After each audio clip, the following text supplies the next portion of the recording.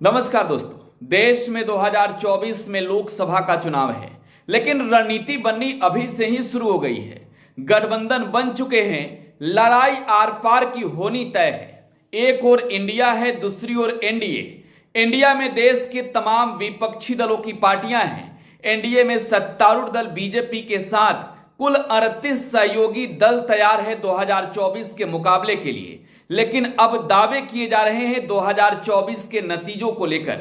हालांकि अब नतीजे तो आएंगे इलेक्शन के बाद, लेकिन जो गठबंधन तैयार हो रहे हैं, जिन मुद्दों पर गठबंधन बन रहे हैं, जिन मुद्दों की रणनीति और राजनीति हो रही है, उन्हीं आधार पर चाहे विपक्ष की पार्टियां हो या फिर बीजेपी के साथ वाली पार्टियां दावे कर रही है 2024 को लेकर।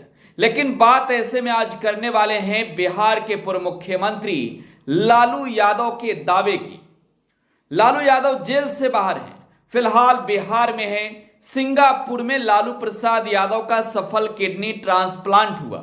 इसके बाद लंबे समय तक लालू सिंगापुर में रहे, फिर दिल्ली आए और दिल्ली से अब लालू यादव ने अपना आशियाना, अपना ठिकाना पटना को एक बार फिर से बना लिया है। पटना के राबड़ी आवास पर बैठकर लालू यादव रणनीति बना रहे हैं और ये तय कर रहे हैं कि कैसे देश की तमाम विपक्षी पार्टियां 2024 में एक मंच पर आकर, एक साथ आकर बीजेपी को केंद्र की सत्ता से हटाने के लिए चुनाव लड़ेगी। मुद्दे कई बड़े गंभीर हैं। बेरोजगारी से लेकर महंगाई तक को मुद्दा बनाकर विपक्ष की पार्टियां मैदान में उतरने को तैयार है। दूसरी ओर नरेंद्र मोदी भी दावे कर रहे हैं कि विपक्ष में जो पार्टियां हैं, विपक्षी गठबंधन इंडिया में जो पार्टियां हैं, सब के सब भ्रष्टाचार के आरोपों से घिरे हुए हैं।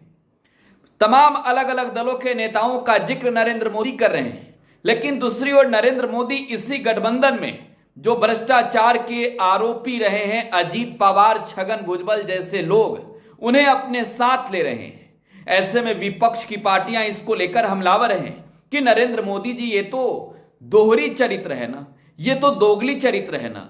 एक ओर आप भ्रष्टाचार पर कोस रहे हैं, दूसरी ओर 70,000 करोड़ के घोटाले के आरोपी अजीत पवार को अपने साथ ला रहे हैं। लेकिन ऐसे में लालू यादव वो नाम है जो नरेंद्र मोदी के रटे रटाए जुबान पर हमेशा रहते हैं। लालू यादव वो शख्स हैं जिन्हें नरेंद्र मोदी सीधे टारगेट कर रहे हैं और कह रहे हैं कि अगर बिहार की जनता को लालू परिवार का विकास करना हो तो लालू यादव को वोट देना। लेकिन दूसरी ओर लालू प्रसाद यादव कह रहे हैं कि महंगाई, बेरोजगारी, अपराध, पढ़ाई, कमाई, दवाई, किसान, सिंचाई, सुनवाई वाली सरकार 2024 में चाहिए तो नरेंद्र मोदी के खिलाफ वोट करिए। लेकिन अब लालू यादव ने बड़ा दावा कर दिया है। लालू यादव ने दावा किया है कि 2024 के चुनाव में 543 सीटों में से 400 से अधिक सीटों पर विपक्षी गठबंधन इंडिया की जीत होगी। Indian National Developmental Inclusive Alliance यानी INDIA में कुल 26 दल अब तक शामिल है। महाराष्ट्र में तीसरी बैठक होने जा रही है।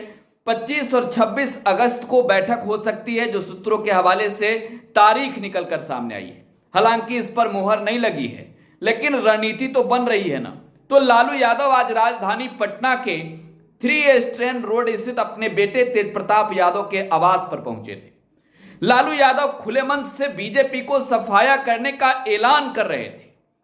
लालू यादव ने खुले मन से, तेज प्रताप यादव ने जो नया संगठन बनाया है DSS, उसके कार्यकर्ताओं को ये कह रहे थे कि जाइए, अब देश के अलग अलग हिस्सों में DSS से जिस तरीके से RSS और बीजेपी वाले डर रहे हैं, 2024 में इनकी विदाई तय है। और लालू यादव ने आह्वान कर दिया है कि सब काम छोड़ दीजिए, लग जाइए 2024 के लिए, तभी नरेंद्र मोदी का सफाया हो सकेगा, बीजेपी का सफाया हो सकेगा। लालू प्रसाद यादव ने यह भी कह दिया है कि नरेंद्र मोदी विदेशों में घूम घूम कर अपना ठिकाना ढूंढ रहे हैं, वो पिज्जा खाएंगे। लेकिन लालू प्रसाद यादव जब ये कह रहे हैं कि 400 से अधिक सीटें जीतेंगे, तो पहले 2014 के नतीजों की भी बात करनी जरूरी होगी। जरा 2014 के नतीजों की ये डाटा देखिए। 2014 में एनडीए वर्सेस यूपीए के बीच लड़ाई थी। कांग्रेस, आरजेडी, आरएलएसपी, हिंदुस्तानी अवाम मोर्चा और विकासशील इंसान पार्टी यूपीए में थी तो एनडीए में बीजेपी, जेडीयू और लोक जनशक्ति पार्टी रही। 40 में 39 सीटों पर एनडीए की जीत हुई। बीजेपी ने 17 सीटें जीती तो जेडीयू ने 16।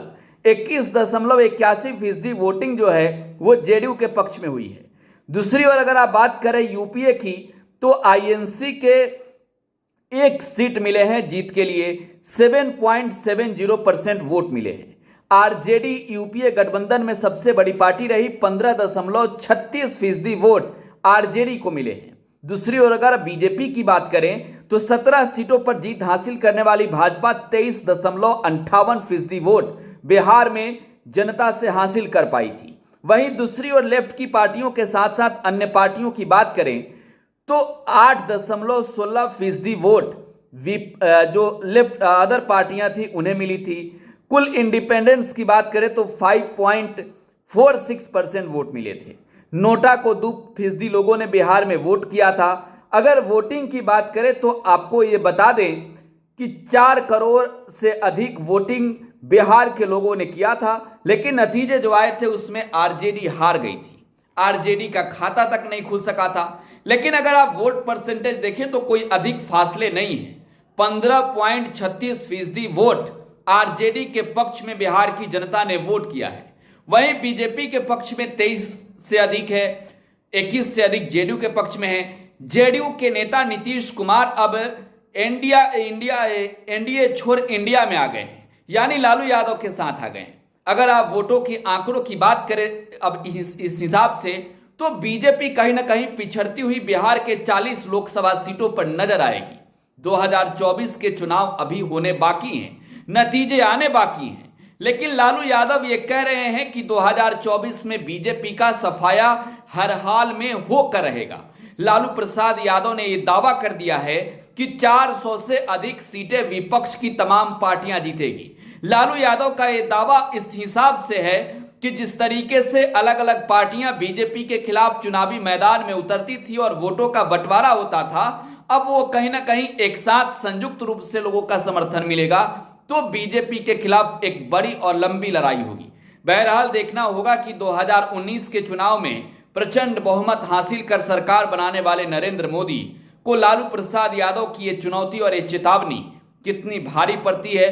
क्या 2024 में इंडिया 400 से अधिक सीटों से जीत हासिल करती है? फिलहाल आप टुडे बिहार न्यूज के साथ बने रहें। धन्यवाद।